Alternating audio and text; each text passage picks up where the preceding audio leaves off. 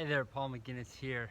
Thanks for being a part of this Facebook group, the Follow Me Leadership. I hope that you're moving your way through the 21 timeless leadership lessons. And each week I'm dropping a video that correlates to the next 3 lessons that we're going to go through. And so feel free to scroll back in the feed and catch the ones you might have missed. Stay tuned for some ones that are upcoming. Right now I want to talk about the next 3, which I guess are 7, 8, and 9. Be firm, yet flexible, and always positive. To be honest, these 3 really hit me the most personally. As I look back on my own life and leadership, I really can relate with these 3 ideas.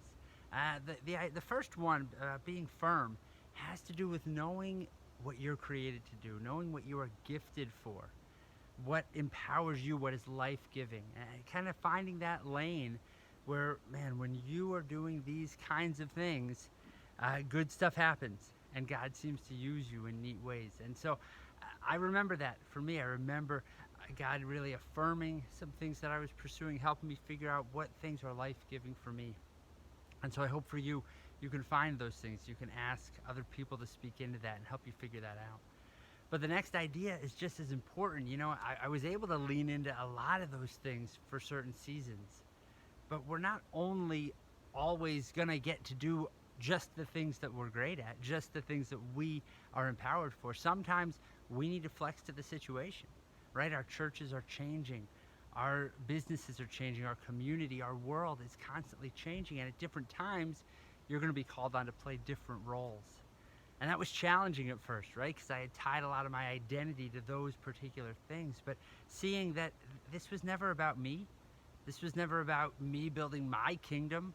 I didn't promise to build the church. God promised, Jesus promised to build the church. This is about God's kingdom. And if I need to shift and flex to different situations, I need to be ready to do that. And there's maturity and there's joy in that. And that's where the third idea comes in, is stay positive, right? Whatever season you're in, whether you're able to really flex a lot of your giftedness or whether you have to shift and play some different roles, there is always something to rejoice about. There's always something to be thankful for. And just the fact that God invites us to be part of what He's doing is such a gift and such a blessing. And so find what it is that you are good at, what God is calling you to do, and take next steps toward that. Be firm in that conviction. And then be flexible depending on the situation that you find yourself in. And then no matter what happens, stay positive.